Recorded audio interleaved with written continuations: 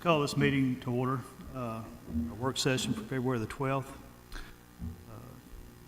First, next order of business, pledge allegiance by myself.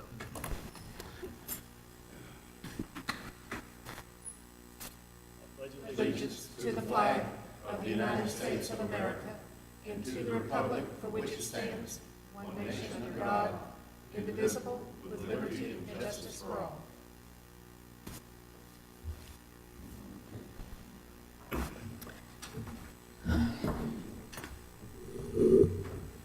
Any questions on the consent agenda? Move to approve.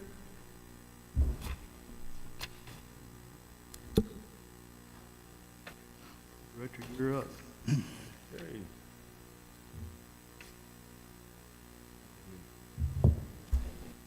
All right, signing bonus for incentive for hard-to-staff subject area in tab 2.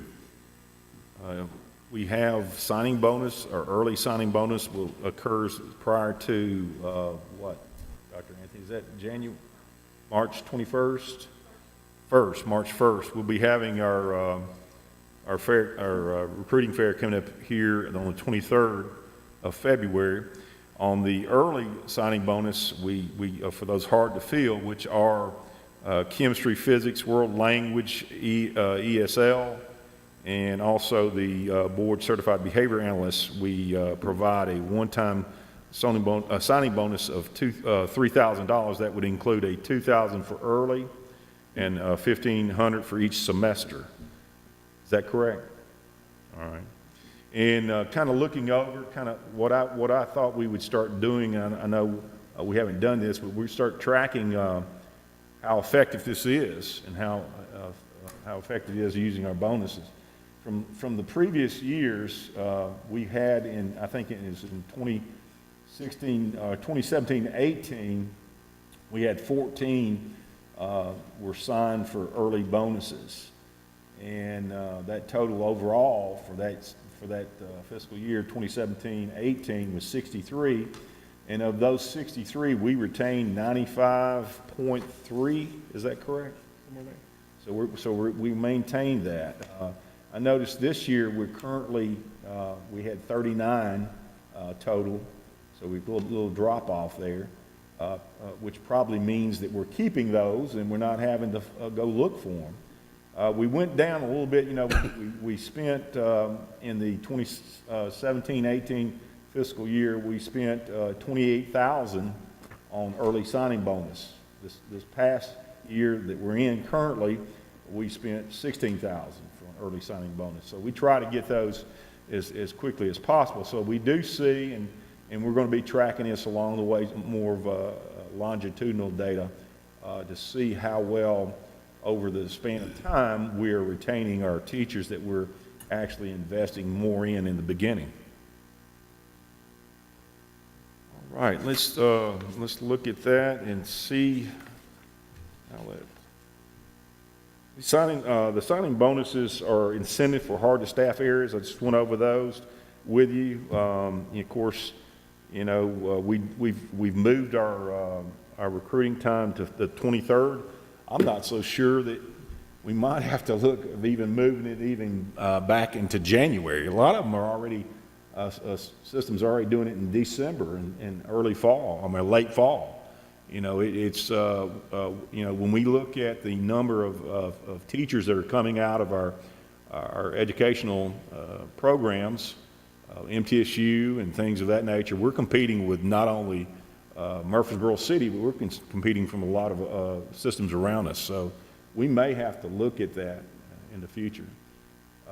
Dr. Anthony, in terms of other areas that we're going to recruit locally in this area, what other areas are we visiting? Okay, UT Knoxville, UT Chattanooga, the 9 colleges in Nashville, UT Martin, and next year we're hoping for a recruiter to help us with out-of-state.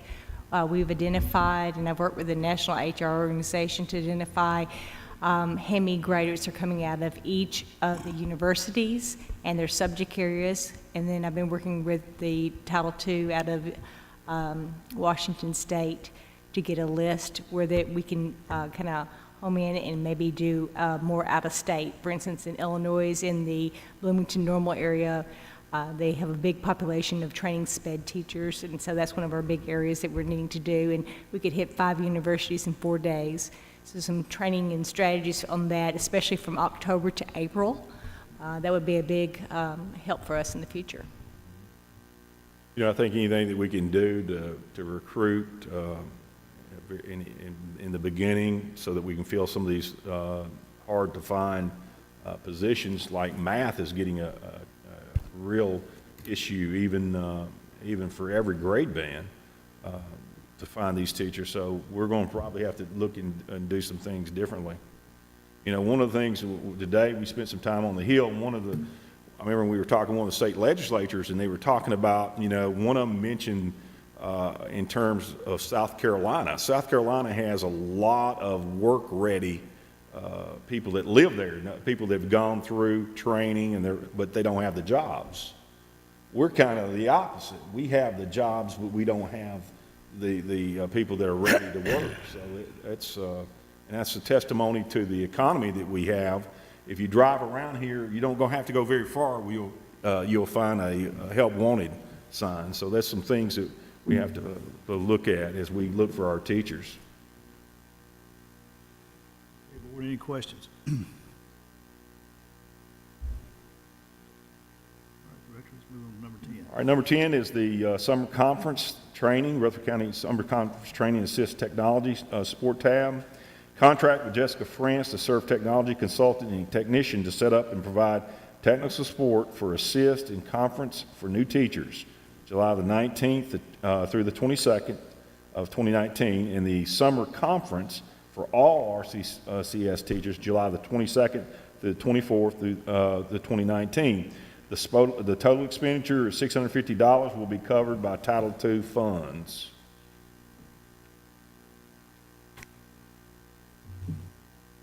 Any questions on number 10? Move on to number 11. All right, number 11 is the summer school conference practitioners we actually use. I think that's a testimony to our teachers. We actually use some of our own teachers within the county to present. And currently, we're working on. We're going to. I think Mr. Sandvig said there's some issues with some of the stipends that we're using for the contracts, so we're going to have those on Thursday, so that will be correct in what it's supposed to say. But anyway, several Rutherford County teachers will provide a 75-minute presentation session as part of the Rutherford County Summer Conference. The Rutherford County Summer Conference will be held July the 23rd and 24th of 2019 at Siegel Middle and Siegel High School. All expense will be covered by Title II funds. Contract fees will be covered by Title II funds. The Title II funds will be used at the rate of $250 per day plus $45.28 to cover employee benefits. Individuals will be required to pay usual and customary benefits since they are school system employees. And how many was that total? Do you remember? Of our 30? Well, that's a large number. Any follow-up, board members? All right, run along to number 12. Our number 12, contract agreement between Sherry McCrary and RCS, tab 5. Mrs. McCrary will provide one training to RCS Blended Learning Academy on Saturday, March the 9th, 2019 at Rutherford County Professional Learning Development Center for current district teachers who are selected to participate in the 2018-2019 Blended Learning Academy. Contract fees will be for the amount of $300 for a 6-hour training. This fee will be paid from Title IV funds and will be processed through the regular payroll accounting system of Rutherford County and subject to all usual and customary employee withholdings. For those board members that may not know, Mr. Zago, explain to us what blended learning is. Combination of technology and classroom, where we're using technology, it's not quite a flipped classroom. A flipped classroom is where we do all the research at home, or the work at home, and then we come back and get support for the the classroom within the, or the class and the classroom, the teacher. We're doing a combination of that within a blended learning where we're blending technology in the teacher's instruction that we would typically call a traditional classroom. And we've already trained our middle school, and We've trained a couple of different core subject areas within the high school. We're working More volunteers. We have several groups of elementary grade band teachers that are coming in on Saturdays and getting that as well. So this is being done Saturday so that we don't pull teachers out of the classroom during that prime instruction time, and we lose instruction for all of our students. back years ago, for those of us who was in the system for a long time, when we started our technology projects, I think under Mr. Watson, our director of schools, but they brought in 5 computers per classroom. And not everyone was, trained on using technology.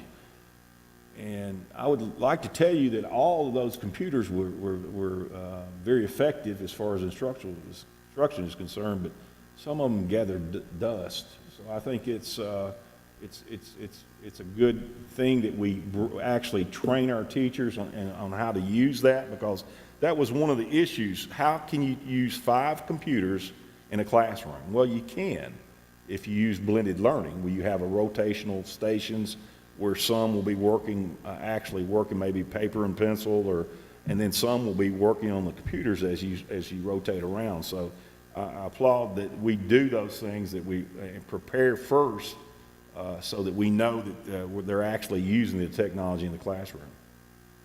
I have a quick question. Would that be like the Mafia program? Is that an example of a technology that they're using? Or are you talking specifically about training on how to use technology? It's how we're using the technology Okay. within the classroom to be more productive instead of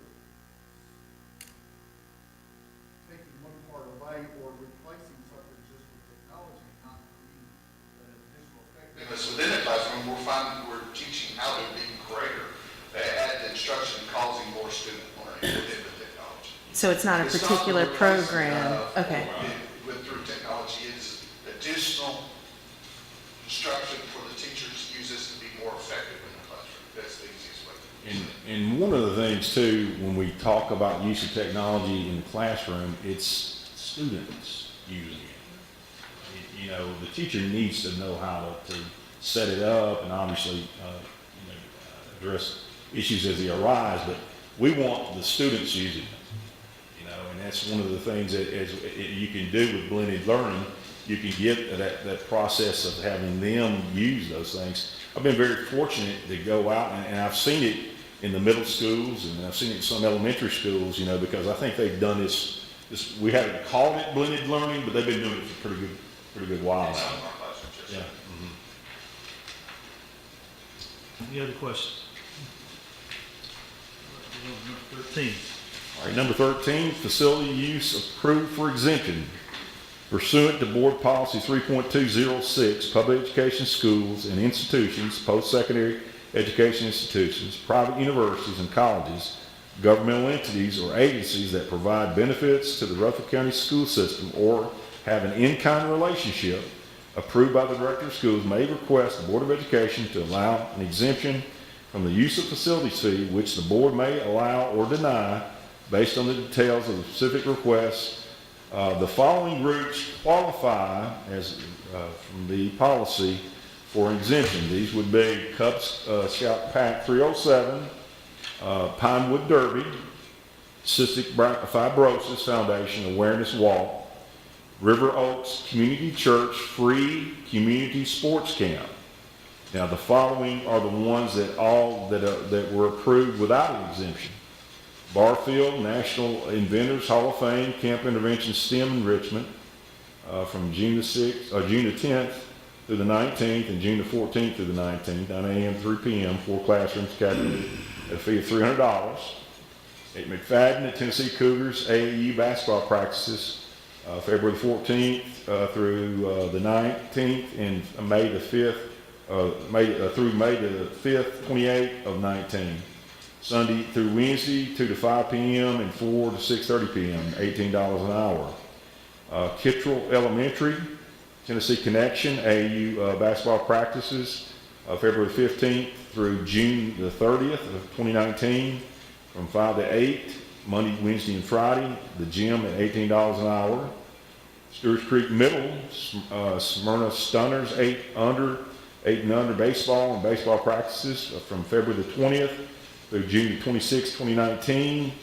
On Wednesday, 6 to 7:30 p.m. in the softball field at $18 an hour. Whitworth Buchanan, 615 Elite AAU basketball practices from March of 2019 to July the 31st of 2019. On Tuesdays, Wednesdays, and Thursdays from 6 to 9 p.m. in the gym at $18 an hour. And then for information only, those are the ones listed there for exemption, and those that met the criteria.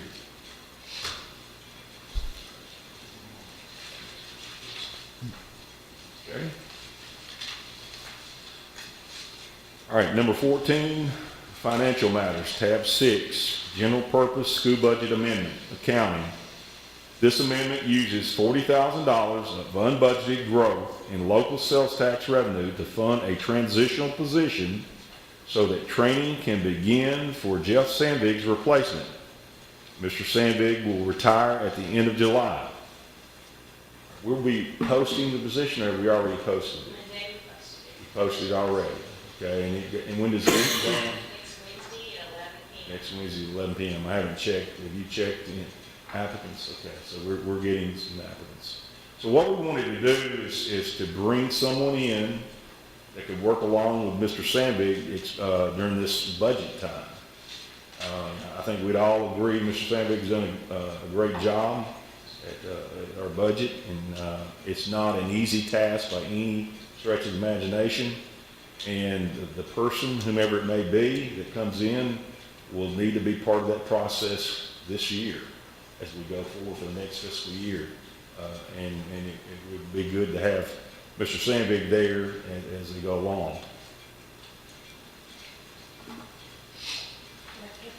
Question for you. So the posting come down next Wednesday, and of course I know that with the recruiting process too, sometimes you're subject to how long the individual you select has to give notice, Right. current job and that kind of thing. But in a perfect world, based on the posting time and everything, when are you hoping to have someone on board? Yeah, in a perfect world, we'd like to have them Now? in March, late March, because like you said, it's Okay. going to be whomever's going to likely have a position or a job that they'll have to. Mr. Sandvig's already in gathering, he and his staff gathering our requests as far as the budget is concerned, but the nuts and bolts as we go forward, and start tweaking those things and evaluating, a want and a need. Someone needs to be here as soon as possible. We hope, I guess, Dr. Anthony, what's the time frame on starting the interview process? Gotcha.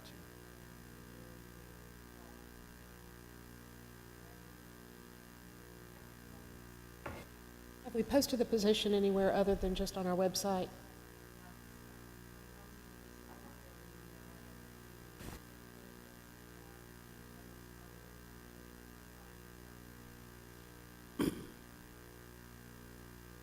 Okay. Looking at. I'd hate to see that hold it up if we don't get the candidates that we want That's just off of our site. my next question. Looking at the candidates, I haven't had a chance to look at it. How many do we have currently? Okay, just one money. Are any of have you looked at their qualifications as far as their resumes briefly? Okay.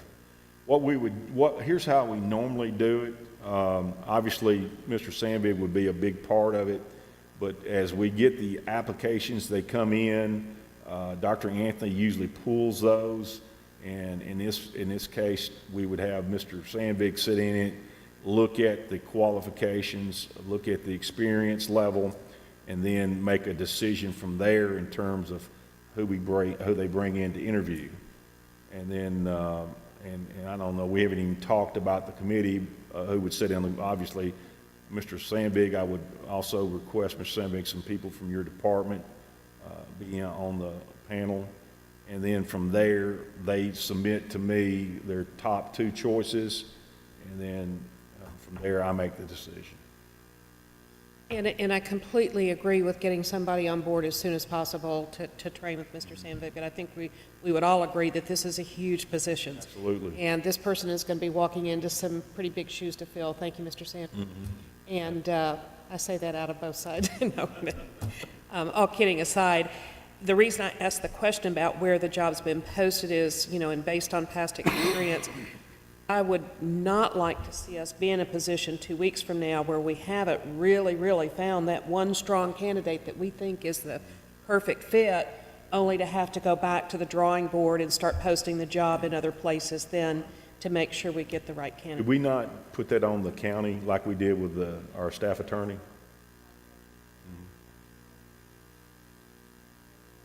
Yeah, let's do that. Yes, sir. I had a call into one of my compatriots, and she was aware of 2 of her former employees who would be applying. One of them is living well out of state now, but is moving back.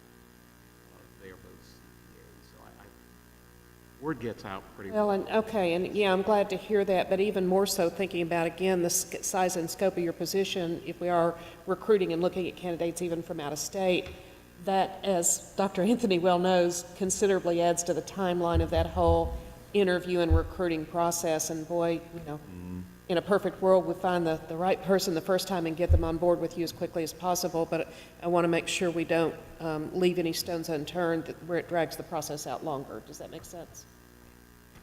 We just have to tear up his retirement papers. Yeah, there you go. Or he'll have to take an extension. Take an extension or something. We could do something. Thank you. Number 2 under, All right, student support function 72130. This amendment changes the general ledger codes for 6 existing central office-based employees. No new funds or positions are involved. The testing responsibilities were reassigned to our coordinator for data assessment when our safety and testing coordinator left. Mr. David Krim came on board in January to oversee the safety program, and this position is best recorded in the school support function.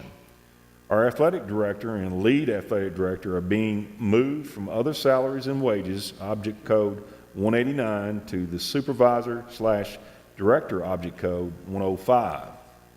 The other 3 positions in the amendment are our behavior analysts, who are being moved to student support. These positions have been split between regular ed and special ed. We added 2 behavior analysts this year who are budgeted in other salaries student support 72130-189 because they handle both regular ed and special ed students. any question, board members? Okay. So the amendment changing general ledger codes for these positions, is that actually changing any of those positions into different salary categories than they had already been in or previously been in? One of them, it doesn't. In fact, Mr. Hubley was a coordinator, and Mr. Whittington is now took the coordinator position. So it did not. Sure. And this is just really a routine kind of housekeeping amendment. It became clear that we probably needed to move these behavior analysts. And last year, those of you who are on board remember, we got a lot of questions about people in this other category. Right. Well, the state doesn't have captions for all these groups, and we have to put them in other. So while we're moving this group in, I thought it would be wise to go ahead and get it amended in this year's budget for comparison purposes, as the commissioners in particular are looking at this year's amended budget versus proposed for next year. Help clarify. We spent a lot of time on other positions last year.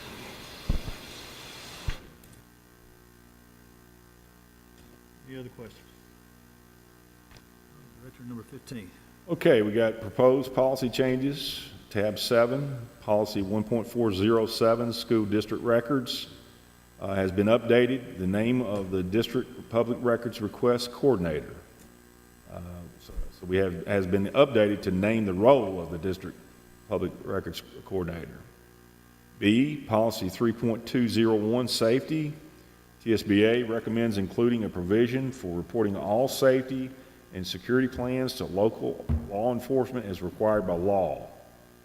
C, Policy 3.206, Community use of school facilities, includes language that allows the director of schools or his, her, or her designee to present fee waivers to the board for approval or denial based on board policy and administrative procedures established by the director of schools.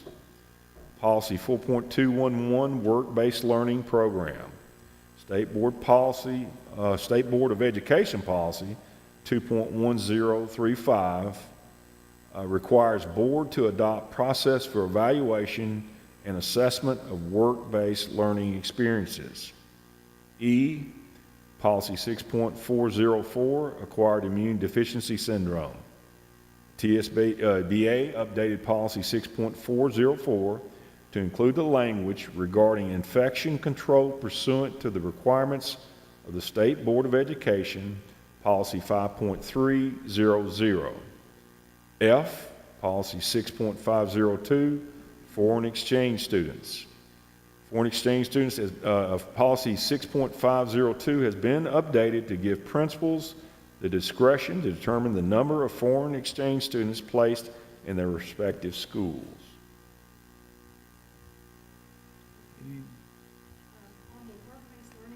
Mm-hmm.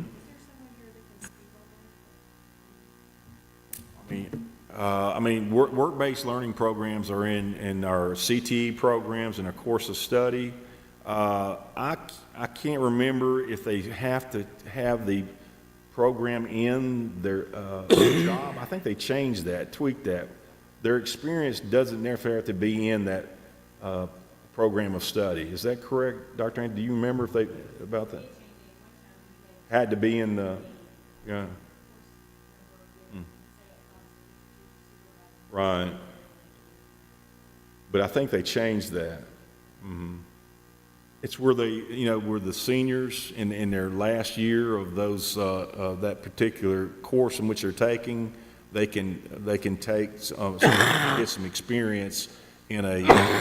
It used to be where they required them to get it in an area in which they were taking their courses in, but it kind of got a little bit challenging because not all offer will offer those jobs. So it for working. Yeah, and the work-based learning coordinator has to visit their jobs, do an evaluation, talk to their employer, and that's how they get assessed. And it's on the senior level only. It is. Mm-hmm.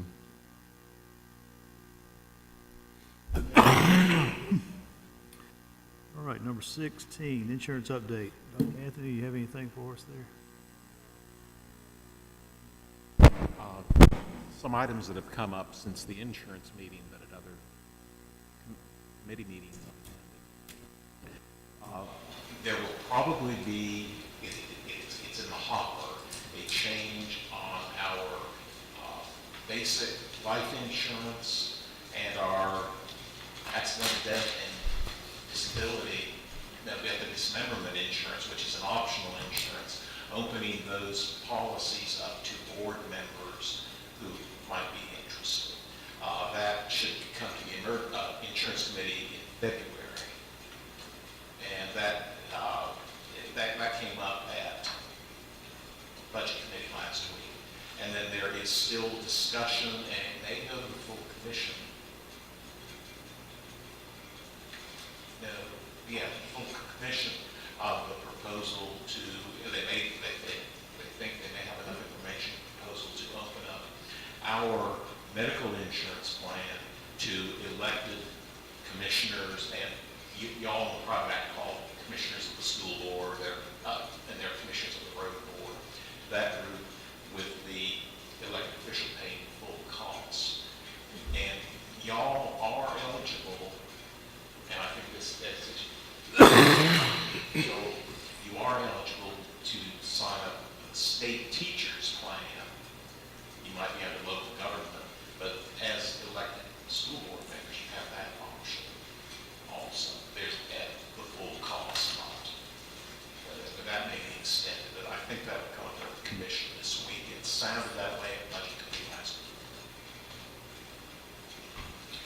Sandvik, my impression was, and you may have a different one, from the conversations that I heard where a commissioner had spoken at both at the insurance committee meeting in January, or was it February? In January, yes. I don't know where January went. As well as in the steering committee meeting that we attended last week, it didn't appear to me like there's a whole lot of traction being gained with the There may commissioners. not be. I know some commissioners are not open to it. At budget committee, Right. from the comments that were made, I don't know. Yeah.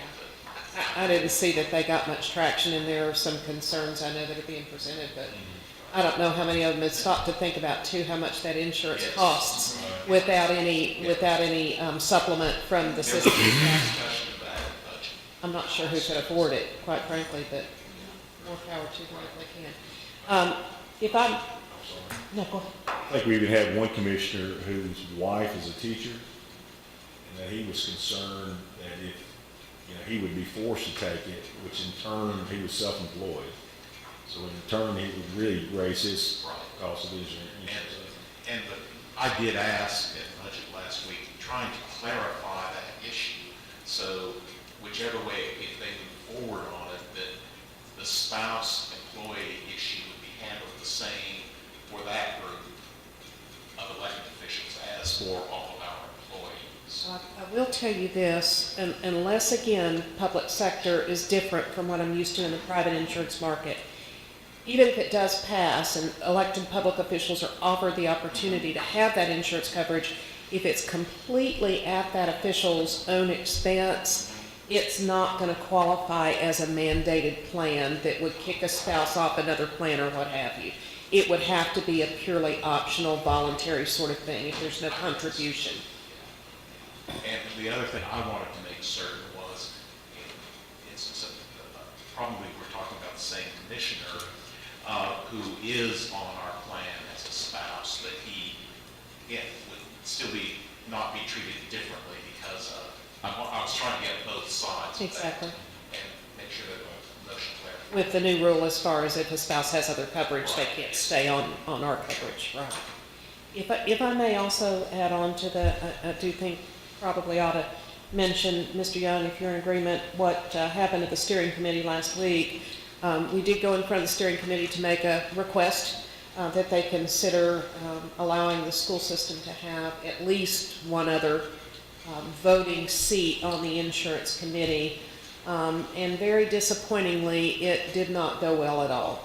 And I was very disappointed in that. I don't think, and perhaps, I don't know, perhaps we didn't do our due diligence well enough to kind of give them an overview of why we were coming and why we wanted to discuss this, but the fact that it was dismissed so out of hand, when indeed we represent over 80% of the employees that are on that insurance plan, to me was very discouraging. So, but it doesn't look like we're going to be able to maintain or get another seat, at least not at this time. If it doesn't pass the steering committee, obviously it's not going to go to a full commission vote. Well, there was no vote taken, don't you have to go out? We do, but the request was, and thank you for that, Mr. Jordan, the request was that we come back with some alternative outside of having another voting seat. So in other words, and I am going to ask at the very least that we have some kind of a proxy situation set up to where if Mr. Sandvig or Dr. Anthony or whoever comes after Mr. Sandvig is unable to make it to the meeting, that we have a designee that's authorized to come in for a proxy vote so we don't lose the opportunity for a vote. Of course, the couple of the commissioners made note of the fact that we were welcome to attend any of the meetings and that we certainly could speak or talk about and present any questions or concerns that we had to the committee. But at the end of the day, that still, as far as us actually having another seat, which quite frankly we thought, I'm not speaking on behalf of the board, but that we certainly should have probably more than 3. And I think the biggest pushback was because they felt like the committee was large enough.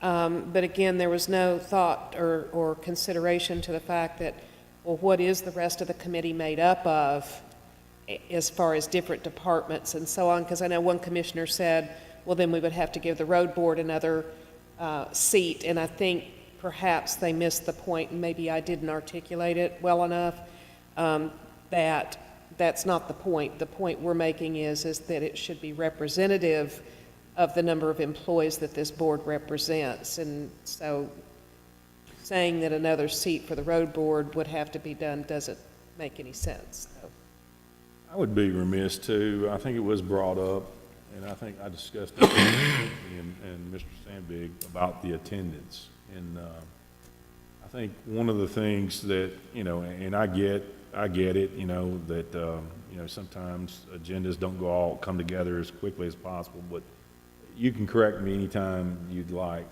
Mr. Sandvig, but there's a lot of times the agenda was not put forth until the day of things. Go ahead. That has gotten better, but there will be late ads on occasion, which happens, absolutely. And then I think some of the days there were some questions about it.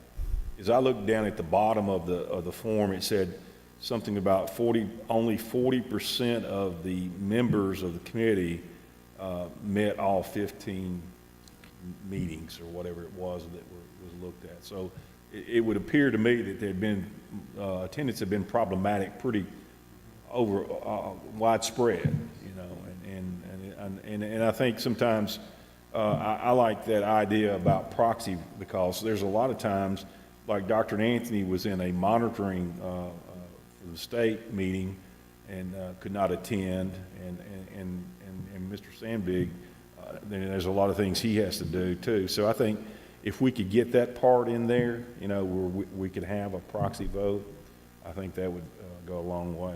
I agree. Yeah, and it was unfortunate that the attendance got brought up, because I'm like you, Director Spurlock, when I went back and actually looked at that document, the attendance was an issue all across the board with their committee members. So to single us out and say, well, look, you haven't even been showing up for all of the meetings, I thought, again, was a bit kind of a skewed presentation, and it was very disappointing. So if they're having those kind of attendance issues with other members of that committee, I think the steering committee and the commission would be behooved to address that with those committee members and/or those specific departments, rather than certainly use it as a reason as to why we shouldn't have another seat on that committee. If I could make a comment or two. First of all, they were not open to this at all a year ago, and so I think you made progress. Well, thank you. Good to know. Also, I think there's a chance, at least, that the alternates not only could go if, obviously, that's the whole purpose of an alternate, if the original person could not go, an alternate could go, but I think they were also open to something that's really maybe better than just having additional member or two or three. An additional member, in my judgment, just mine, it's not going to change very many votes. But what does change votes is input. And I got the impression from two or three of those commissioners, and you tell me if you got the same thing, I don't know, that they were open to having the alternates also come to the meeting and contribute to the information that was shared. Now, they could not vote, that's true, but they're not voting now. As a matter of fact, they don't even exist now. I thought that was progress. Okay. Now, whether there was only a steering committee, right? Right, Didn't hear from correct, and I everybody. think they would have to change the actual document as far as how that committee is run, but if you think Right. that's a possibility, and you're right, they did indicate that we would certainly have input, and I appreciated that. Also, I think, too, they're in the process of getting a new insurance director, right? Correct, risk And management. that may be slowing things down, too. I don't know. Ms. Miller has come back. She's filling in for an interim period here, and I think that was just like the first 4 or 5 days she had actually been on duty, maybe. She hadn't been there long. She certainly knows what she's doing. I'm not saying that at all. She has done this before, but she's not going to stay. There's going to be somebody else, as I understand it. Maybe they would like to wait until that person gets on board. I don't know. Sure. Back in the day when Miss Toon was our representative before Paula was over HR, and that was the point where they added positions. As I mentioned before, they added a a second position for us plus the REA position, and they added like 4 more to make sure our voting power was diluted. And, but before I was added, I went to the meetings, and at that point, under Mayor Allen, if Gail was unable to be there, they let me vote for her. It wasn't, Okay. that's what they did 15 years ago. So you were an alternate without Good to being know. recognized as an Yeah, alternate? but if Gail wasn't there, I voted. I don't, there's been a precedent. There maybe it Right. shouldn't happen that way, but it did. Appreciate your sharing that. Thank you. I think it definitely behooves us as a board to keep this in our thoughts and see how we want to manage this down the road, because there could still be some opportunities. We just got to be persistent, I guess. I agree with that. I think we probably should ask for that additional person on there, and if they don't give it to us, maybe the next time they'll give it to us. I don't see anything wrong with asking. Any other questions on this matter? All right, number 17, Director's update. Yeah, I've got a lot, but I'll wait to Thursday. But I'd like to introduce, I think we skipped over, our new staff attorney. Have her come up, Ms. Sarah Page. If you'd come up and kind of go over your experience and where you're from. Good evening, members of the board. Thank you for having me. My name is Sarah Page, and I'm thankful to start as staff attorney on Monday. It's been an eventful 2 days, but it's been a rewarding 2 days already. I'm sure you know better than anyone all of the needs and desires that our schools have, and I've been fortunate that the principals have already been open and sharing with me and calling me. It's been an incredibly welcoming environment. I'm joining you from 3 years with the state, with the Department of Commerce and Insurance, where I did license regulation work and litigation. I also served as the policy attorney for 3 different boards there. So I'm familiar at least a little bit with your process, and I'm excited to learn the county differences. And I'm an MTSU grad, so it's nice to be back in Rutherford County again. So thank you all so much, and if I can be of any help at any time, please never hesitate to contact me. So. Welcome. Welcome. So 2 days and we haven't rung you off yet. Okay. Cake always helps.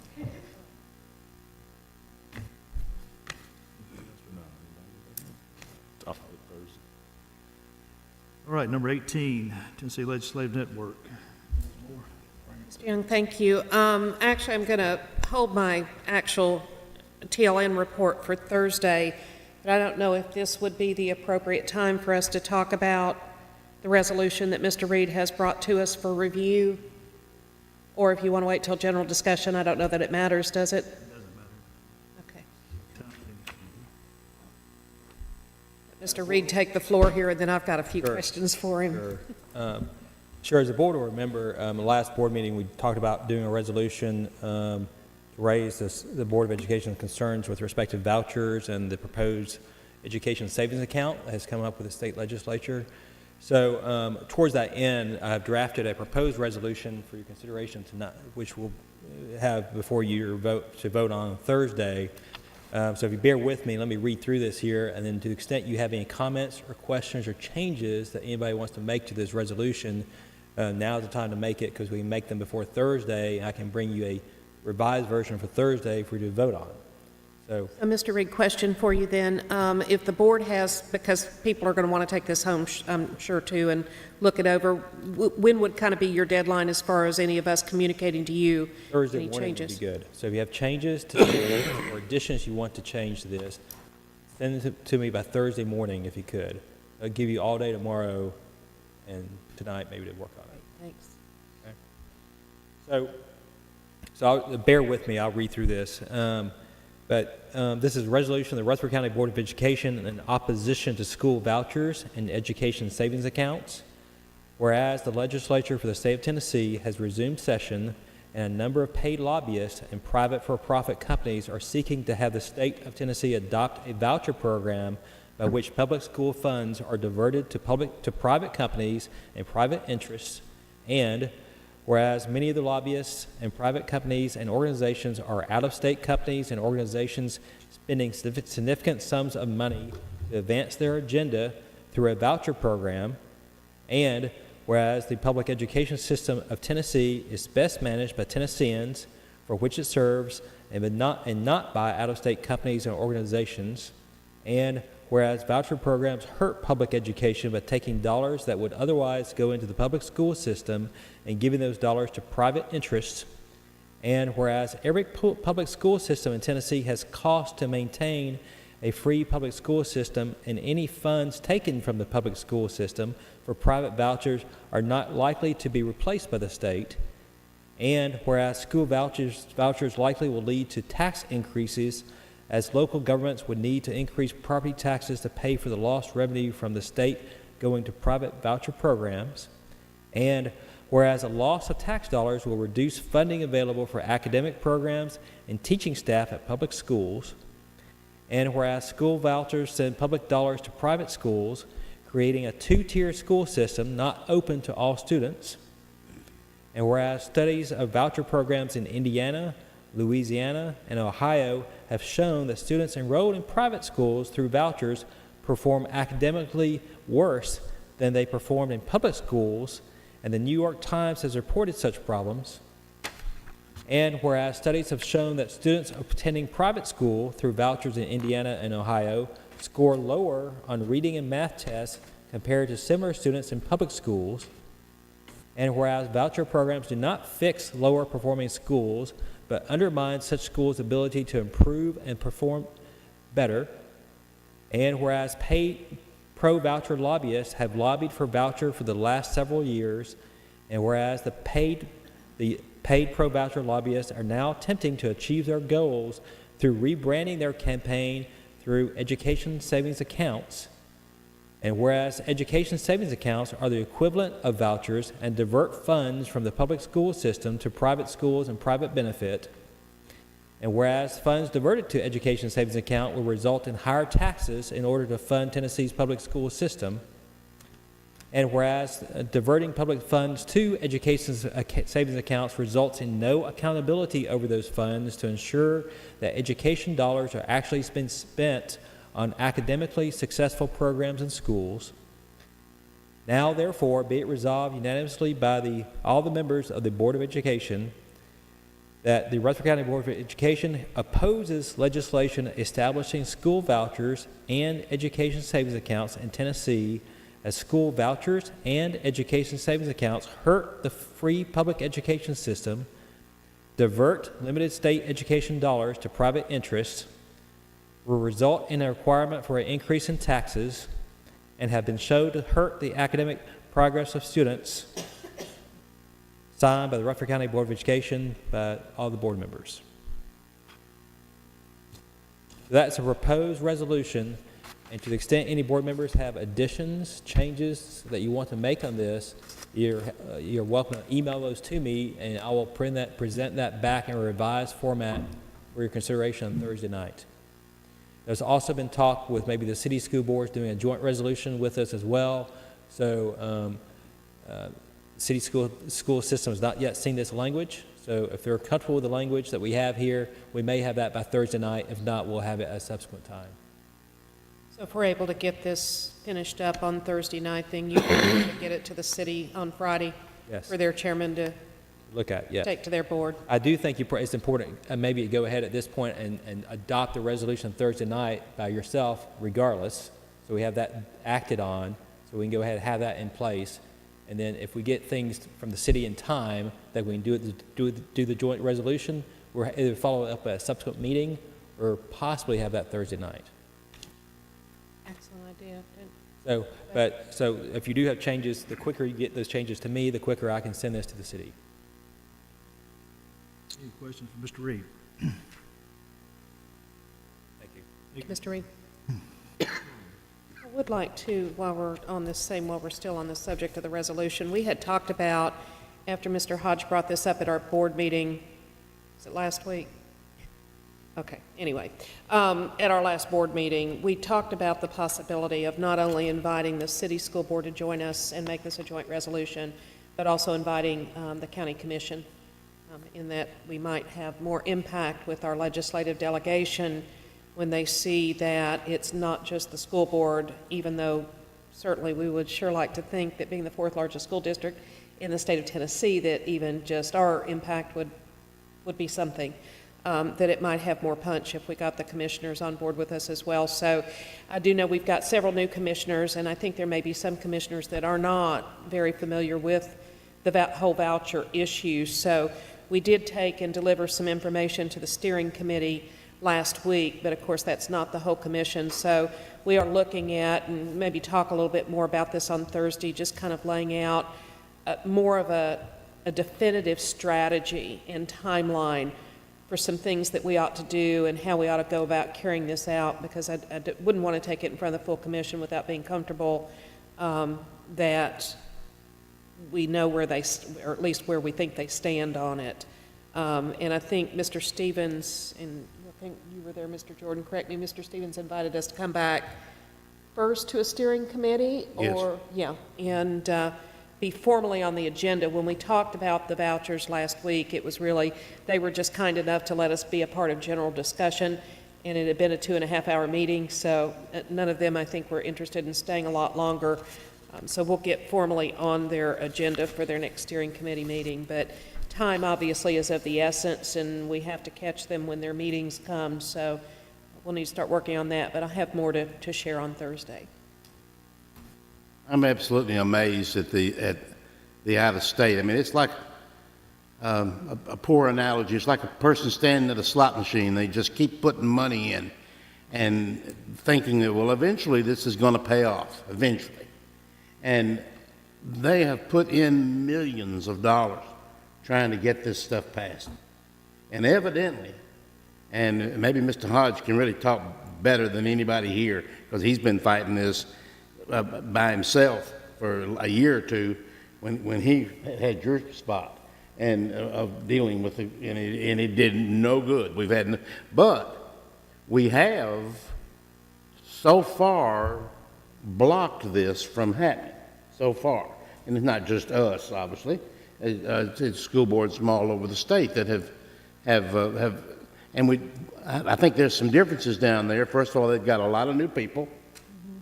And we've got a governor who seems to be a little bit more in favor of this than our last governor. I'm not saying he's a bad man or anything like that. I don't think he really knows. And also, I think, I'm not sure, in conversations the other night that I've had with county commissioners, they seem to realize that the state could take money from Rutherford County and put it into school systems or a voucher program or whatever, or these, what'd you call them, educational savings accounts, which is just another name for voucher program, as far as I'm concerned. But they seem to think, well, that money will be replaced by the state. They will help us. Well, no, that's not going to happen. It's going to be replaced by our county commission, or it won't be replaced by our county commission. Take your pick. Either way, we're going to lose. Also, and I had just a brief discussion with another person this week. I think this voucher thing is, again, I believe we can defeat that.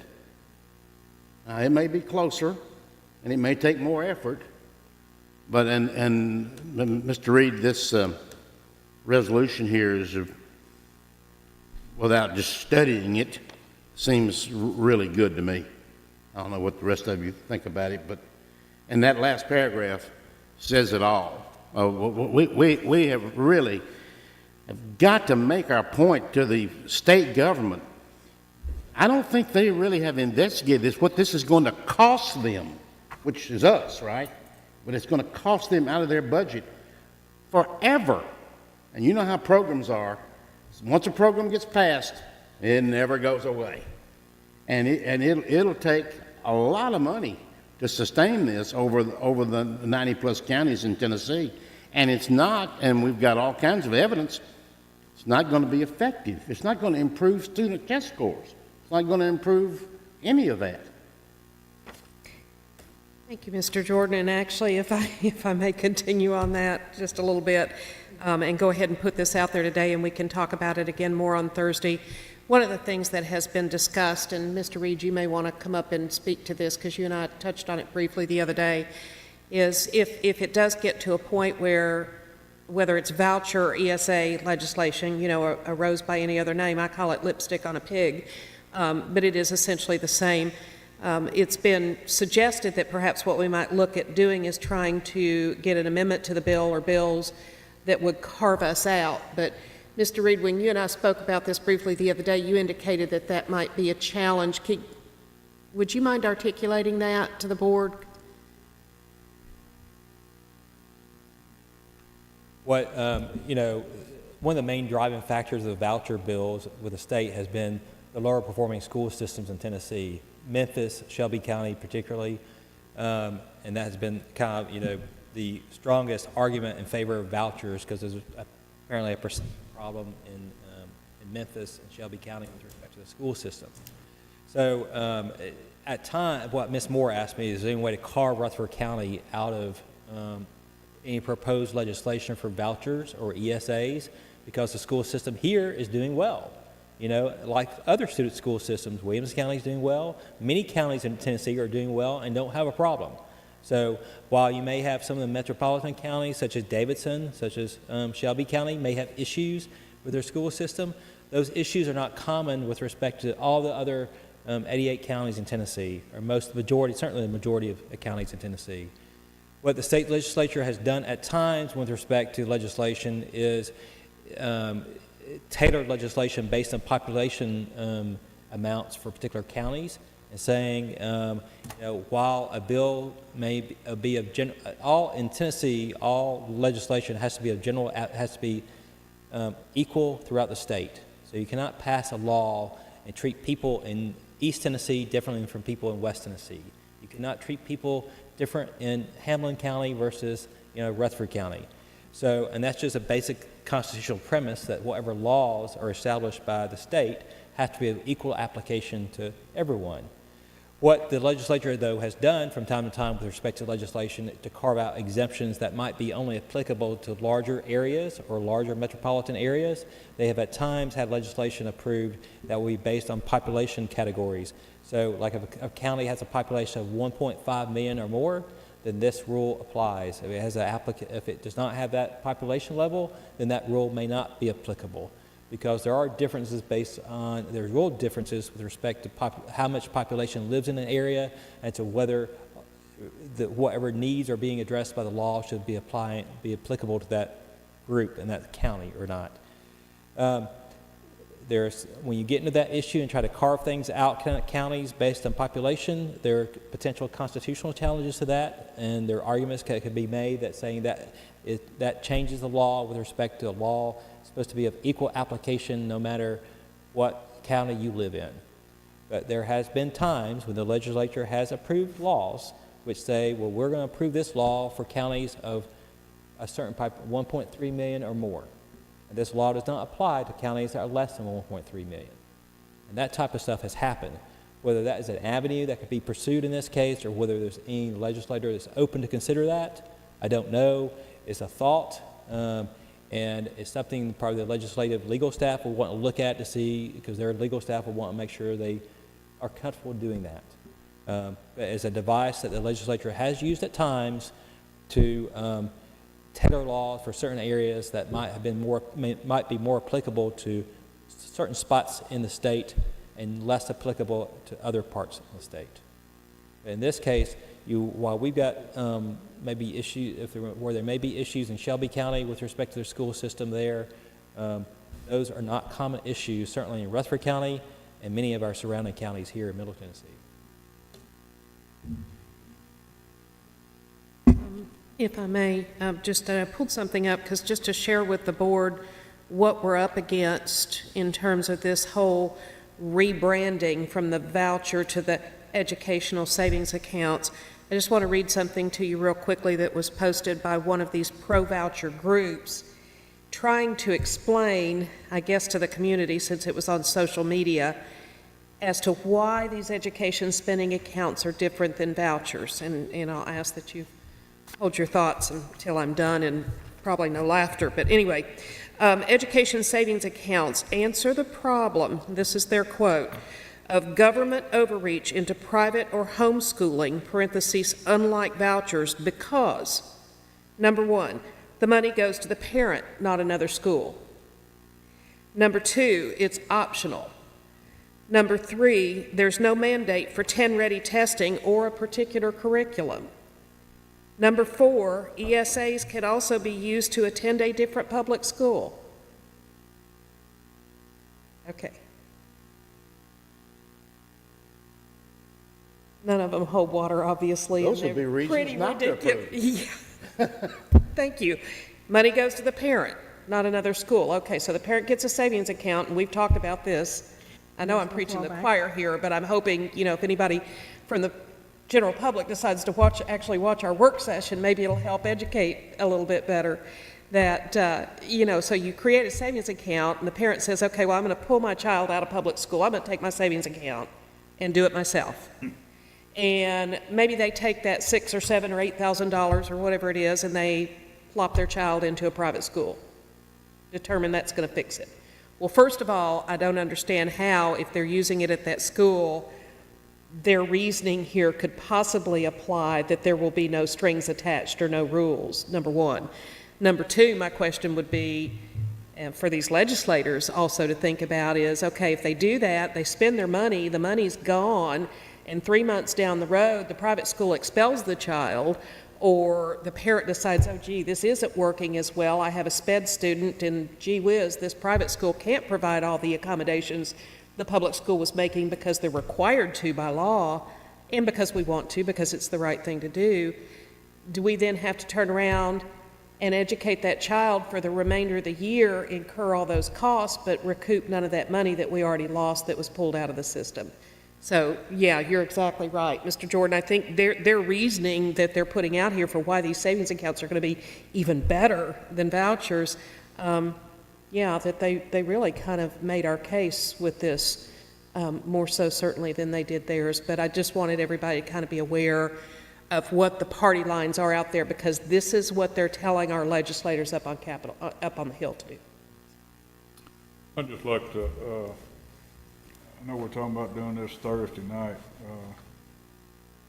I don't know what your time factor is, or what we're thinking time factor, taking it back to steering committee and all that. Were you thinking in terms of doing it as one big group? You follow what I'm saying, commissioners, school board here, city school board? You talking about the resolution, Mr. Hodge? Correct. That's what I had envisioned when we first talked about it last week, that it would be a joint resolution that would be the Rutherford County Commission and both the Murfreesboro City and Rutherford County School Boards. But you're right, the timing of this, and that's kind of part of what we've got to talk about, whether or not we have time to get it to the steering committee and then to a full commission meeting to determine whether or not they're even willing, to sign on. Is it going to be timely enough for us to make the emphasis and the impact that we need to with at least with our local delegation, if not, maybe even the attention of some other legislators, again, given the fact that we represent as many students in this state that we do.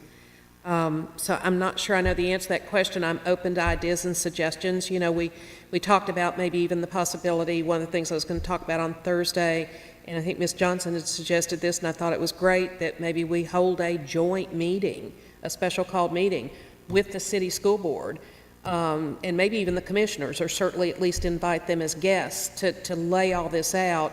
Yes, we did it at the legislature meeting with the legislators, but we only had a small piece of time to cover that. And if we made it all about this, why the legislators and our delegations need to listen to us, that's why they put us in these roles, to determine what's best for the students in this state. And if they're not going to listen to our opinions, then, So I didn't really answer your question, Mr. Hodge. I think I understood what you were saying. My thinking is just is to get this thing out in front of all these legislators, like we originally talked to. The quicker we can get it out there in front of them, it may do more good versus us Waiting. Get everybody included in, okay?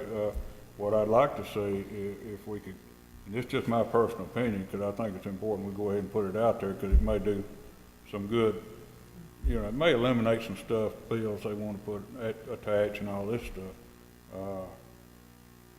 But I think if we can come up with something, that as a board we like, quicker we can do it and go ahead and hit every one of them with it.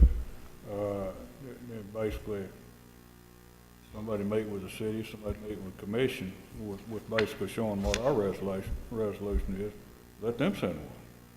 I think you make a really good point, and I would agree with that. I'd like to hear, you know, obviously where the rest of the board thinks about it, and I don't know if that's something that we need to vote on. I don't know that that's necessary. I mean, in a perfect world, then we could go ahead, and present this, and I believe the city school board is going to be on board.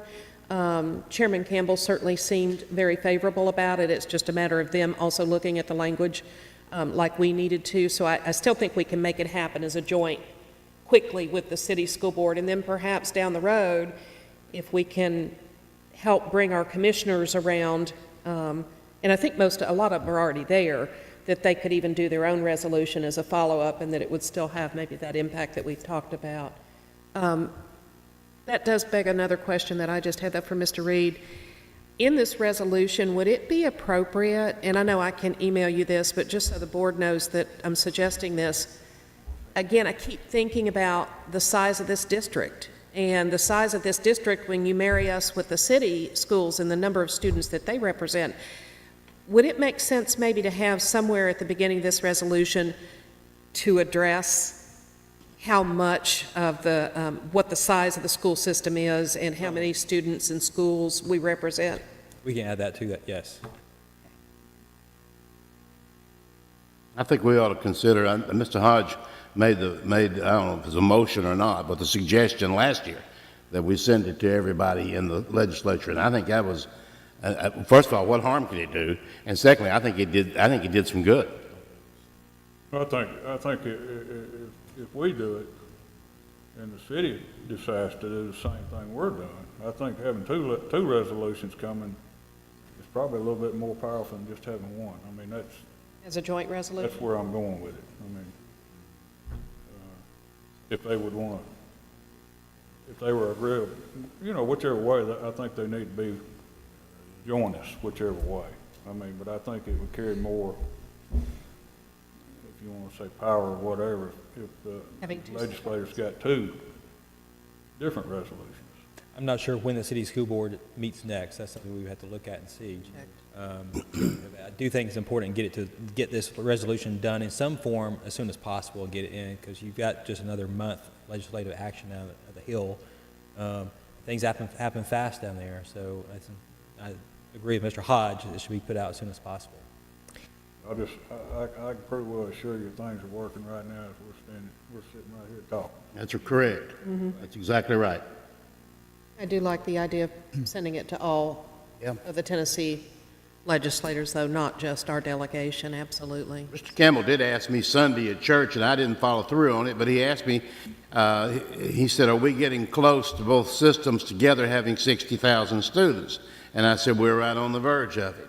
And I think he told me they had 9,000, something like that. He said Friday. And we're like at 47, something in that general neighborhood. So, you know, we're going to be there pretty quick. And I don't know what he had in mind, though. I didn't follow through on it. Board, we'd like to also include in this wording, exemplary school district. We already. Yeah, good idea. Point. I'll add that to it as well. If anyone has additional comments, just email them to me and we'll get those plugged in before Thursday. Thank you, Mr. Reed. One word I really liked that you put in here was accountability. That word right there means more than a lot of the other words in this resolution. They haven't showed us yet how they're going to hold these other schools, private schools, accountable. And that right there alone is a no-brainer why we should not go down this road as far as a voucher school or a charter school. I do think, though, the language is different. educational savings account, which means it's going to the parent. Right, So there's where the accountability, there's no accountability. right. Yeah, those concern me, That's- quite so frankly, that's even worse than that's vouchers. And they can say that we're providing it so that the parent can make their choice. So really, that they're circumventing, it's not the school that's, you know, their parents going to the school or homeschooling or whatever the case may be. I think that's the big change as far as the accountability. They even, if you think about it, that negates a selection who gets into a private school, because they're not giving them money, they're giving them money for a choice, whether they go to private or whether they homeschool. So we've got a bigger picture going on here than perhaps we really understand. Absolutely, and my understanding, actually, in speaking with some of or one of the groups that's pushing the education savings accounts, is they're planning on carrying it even further than that they're saying, well, gee, we'll also open up savings accounts for parents that want to do something different, or want a special exception for some kind of curriculum or something that they want to do. So they're kicking the door so far wide open, it's scary. When we met with, if you'll recall back a few months ago, a month, I don't know how long it was ago, but each one of them said they were for parents' choice. That's what they said. And that's what the governor has said. He's for parents' choice.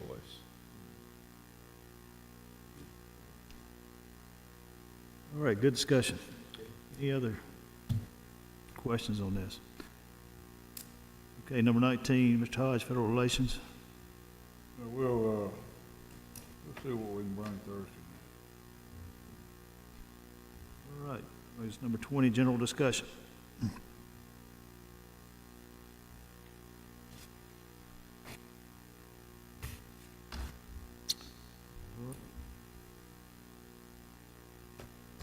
Now, if there's any discussion. This meeting's adjourned.